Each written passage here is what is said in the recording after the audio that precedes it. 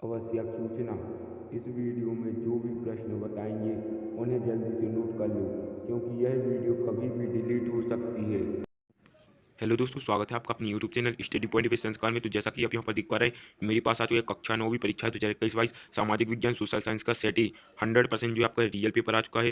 जी हाँ दोस्तों, 100% आपका रियल पेपर आ चुका है। मेरे पास आ चुका है आपका सामाजिक विज्ञान का जो है रियल पेपर कक्षा 9वीं। और ये जो है यहाँ पर जो है आज की वीडियो में हम पूरा फुल सॉल्यूशन करने वाले हैं। यहाँ पर आपका प्रश्न एक सही विकल्प चुनकर लिखिए।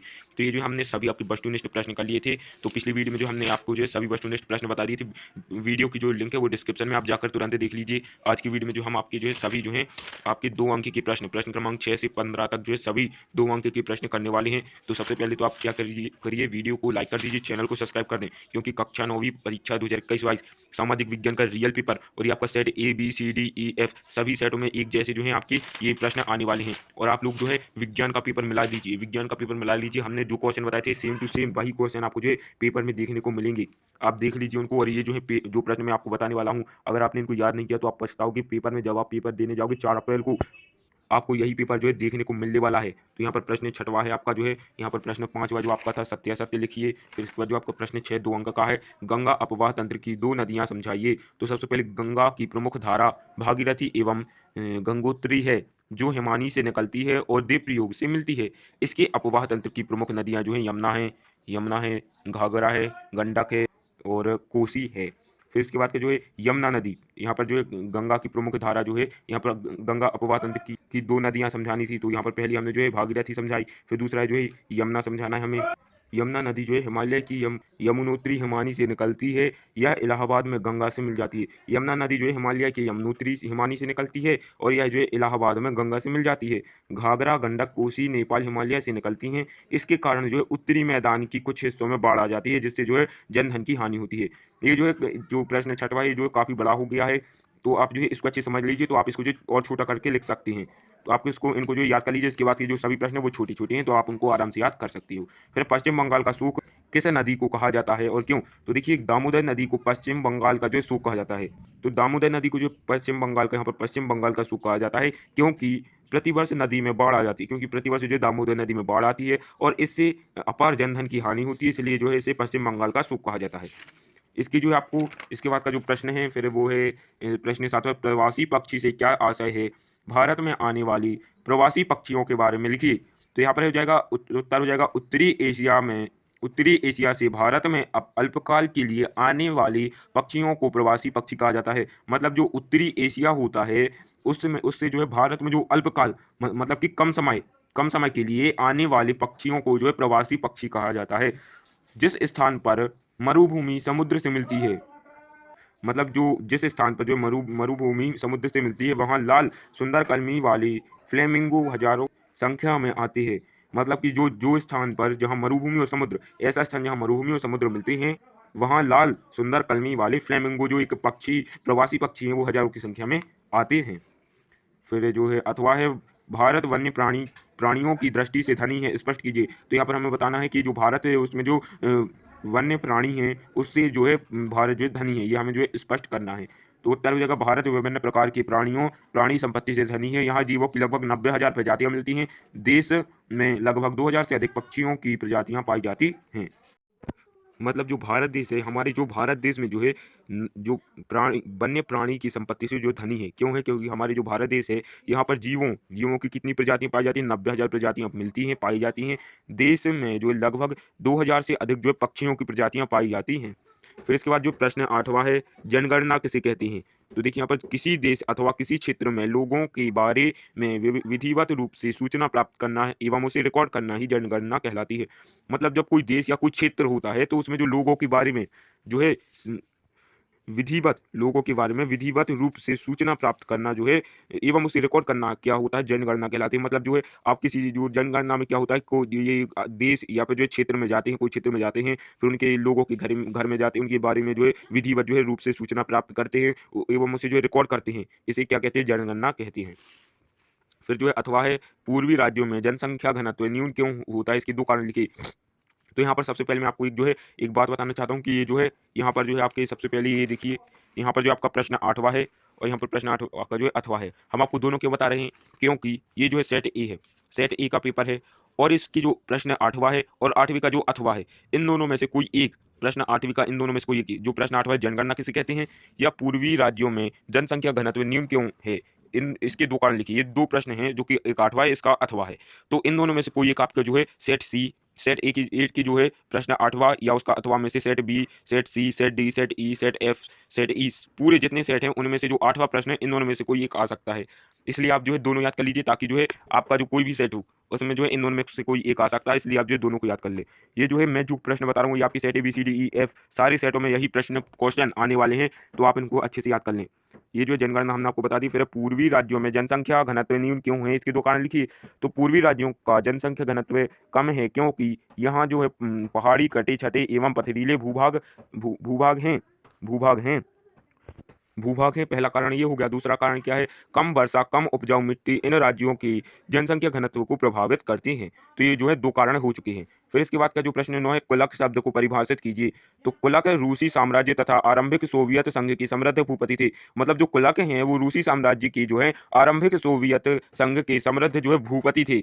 ये जो है 20वीं शताब्दी के आरंभिक दिनों की मार्क्सवाद लेनिनवाद की राजनीतिक सिद्धांत के अनुसार कुलक जो है गरीब किसानों वर्ग शत्रु थे। जो कुलक जो हैं लेनिनवाद की राजनीतिक सिद्धांत के जो अनुसार जो कुलक हैं वो गरीब किसानों के वर्ग की शत्रु थे। फिर इसका अथवा मताधिकार आंदोलन से क्या तात्पर्य है। तो मताधिकार आंदोलन वोट डालने का अधिकार पाने के लिए चला गया आंदोलन था। जो मताधिकार आंदोलन है वो क्या है, मताधिकार आंदोलन वोट डालने का अधिकार पाने के लिए जो है चला गया आंदोलन था। फिर इसके बाद का जो है 10वां प्रश्न है, निरंकुश राजशाही शब्द का रूस के संदर्भ में क्या तात्पर्य है।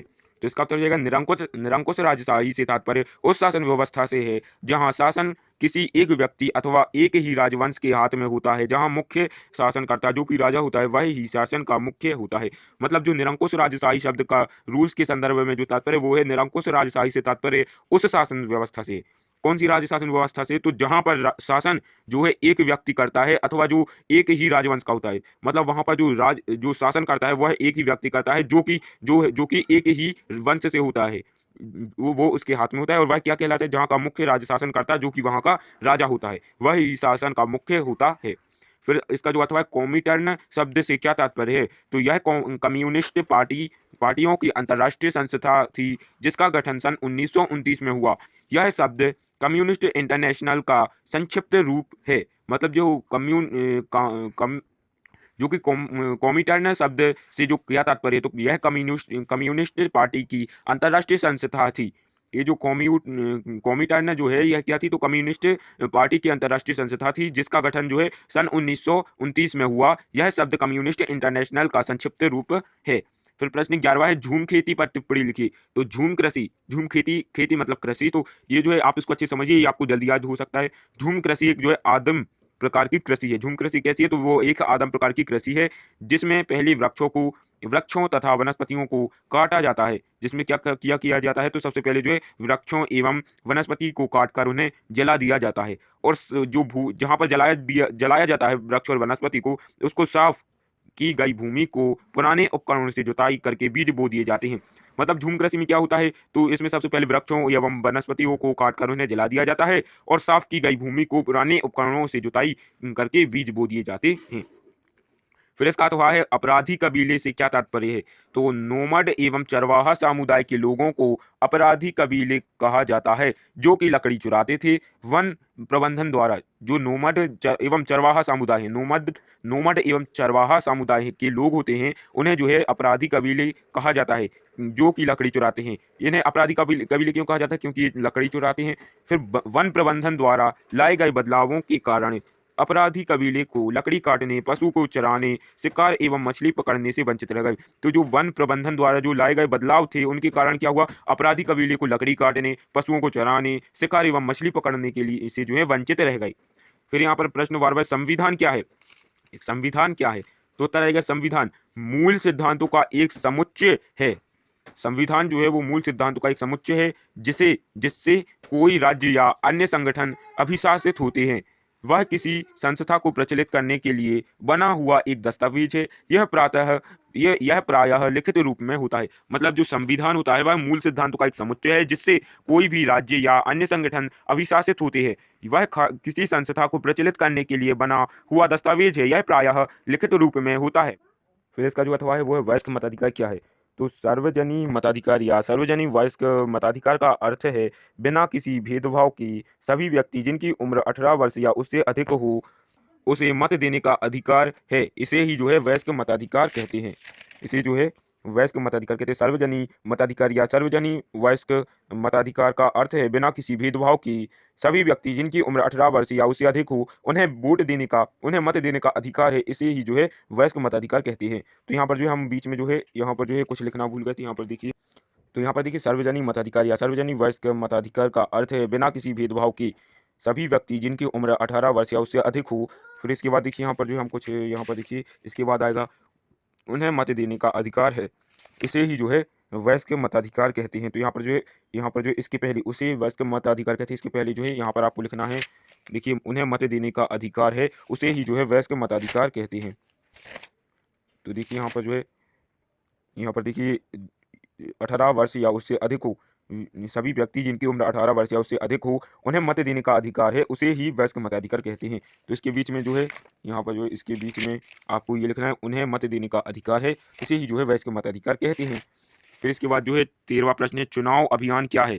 तो चुनाव लोकतंत्र का एक महत्वपूर्ण प्रक्रिया है। चुनाव लोकतंत्र की एक महत्वपूर्ण प्रक्रिया है।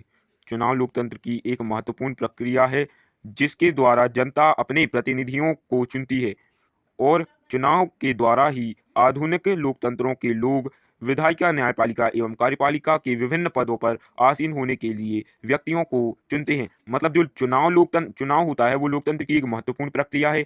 चुनाव लोकतंत्र की एक महत्वपूर्ण प्रक्रिया है जिसके द्वारा जनता अपने प्रतिनिधियों को चुनती है। जनता अपने प्रतिनिधियों को चुनती है। चुनाव के द्वारा ही आधुनिक लोकतंत्रों के लोग चुनाव के द्वारा ही जो है विधायिका न्यायपालिका एवं कार्यपालिका के जो विभिन्न जो पद होते हैं उन पर आसीन होने के लिए जो व्यक्तियों को जो है चुनते हैं। व्यक्तियों को चुनते हैं कौन? लोग जो है लोकतंत्र की एक जो महत्वपूर्ण प्रक्रिया है चुनाव, जिसके द्वारा जनता जो है अपने जो है जिसके द्वारा जनता विधायिका न्यायपालिका एवं कार्यपालिका के विभिन्न पदों पर आसीन होने के लिए व्यक्तियों को चुनते हैं जनता।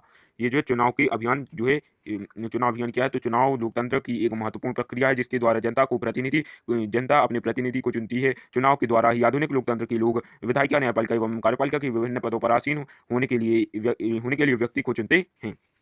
फिर इसका अथवा है निर्वाचन क्षेत्र क्या है। तो निर्वाचन क्षेत्र किसी चुनाव क्षेत्र में हुए निर्वाचन में केवल उस क्षेत्र में रहने वाले पंजीकृत निवासी ही वोट दे सकते हैं। तो जो निर्वाचन क्षेत्र होता है उसे किसी चुनाव क्षेत्र में हुए निर्वाचन में केवल उस क्षेत्र में रहने वाले पंजीकृत निवासी ही वोट दे सकते हैं। फिर प्रश्न 14 कार्यपालिका क्या है। तो आपको जो है अथवा यहाँ पर देखिए कार्यपालिका क्या है और इसका जो है अथवा है राष्ट्रपति की प्रमुख योग्यताएं लिखिए। तो आपको दोनों प्रश्न याद करने क्योंकि आपका कोई भी सेट हो इन दोनों में से कोई एक आएगा 14वें प्रश्न में।